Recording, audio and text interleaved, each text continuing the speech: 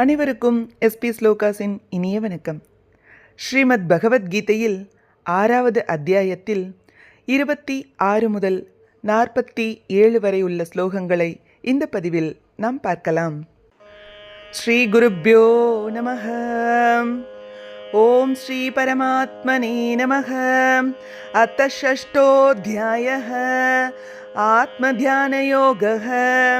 श्रीभगवानुवाच यतो यतो निश्चरति मनश्चञ्चलमस्थिरं ततस्ततो नियम्यैतत् आत्मन्येव वशं नयेत्. प्रशान्तमनसं ह्येनं योगिनं सुखमुत्तमम् उपैति शान्तरजसं ब्रह्मभूतमकल्मषम्.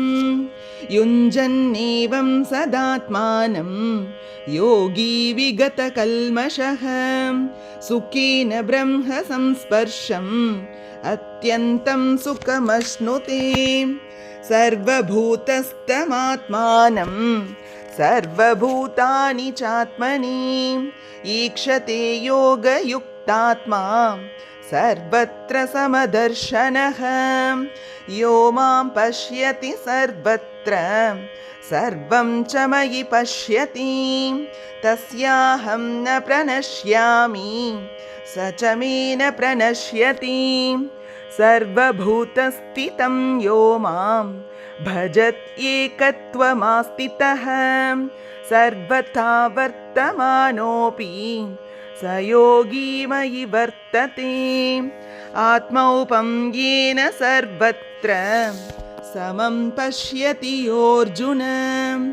सुखं वा यदि वा दुःखं स योगी परमो मतः.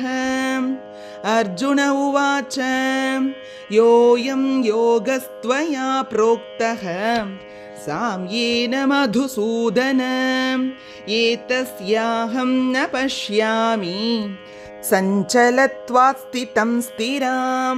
सञ्चलं हि मनः कृष्ण प्रमाथि बलवदृढं तस्याहं निग्रहं मन्ये वायोरिव सुदुष्करम्.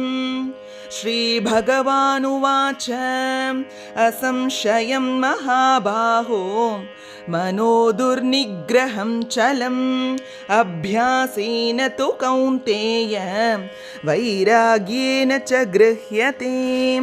असंयतात्मना योगः दुष्प्राप इति मे मतिः.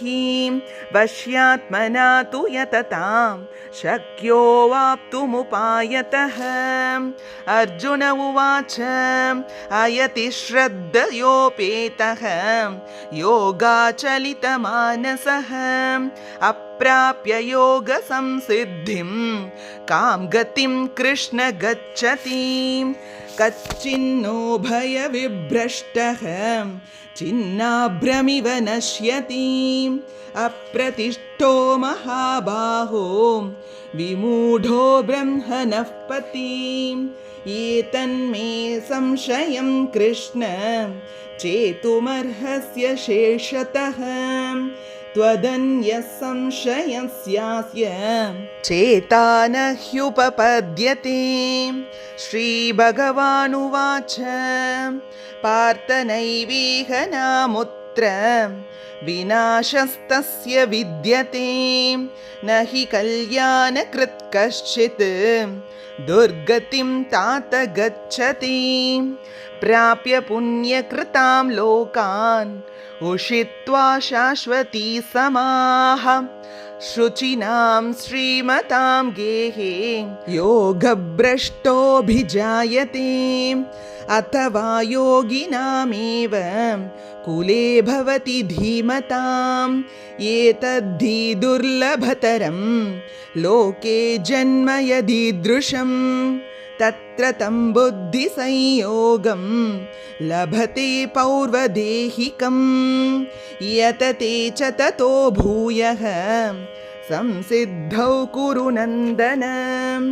पूर्वाभ्यासेन तेनैव ह्रियते ह्यवशोऽपि सः जिज्ञासुरपि योगस्य शब्दब्रह्माति वर्तते प्रयत्नाद्यतमानस्तु योगी संशुद्धकिल्बिषः अनेकजन्म संसिद्धः ततो याति परां गतिं तपस्विभ्योऽधिको योगी ज्ञानिभ्योऽपि मतोऽधिकः कर्मिभ्यश्चाधिको योगी तस्माद् योगी भवार्जुन योगिनामपि सर्वेषां मद्गतेनान्तरात्मना श्रद्धावान् भजते यो मां समे युक्ततमो मतः। ॐ तत्सत् इति श्रीमद्भगवद्गीतासु उपनिषत्सु ब्रह्मविद्यायां योगशास्त्रे श्रीकृष्णार्जुनसंवादे आत्मध्यानयोगो नाम षष्ठोऽध्यायः। सर्वं श्रीकृष्णार्पणमस्तु। हरिः ओम श्रीगुरुभ्यो नमः। हरिः ஓம். ஸ்ரீமத் பகவத்கீதையின் 6வது அத்தியாயம் நிறைவுற்றது. இது போன்ற ஸ்லோகங்களுக்கும் ஆன்மீக விஷயங்களுக்கும் மறக்காம நம்ம சேனலை சப்ஸ்கிரைப் பண்ணிக்கோங்க. நல்லதே நடக்கட்டும், நன்மையே பிறக்கட்டும். நன்றி, வணக்கம்.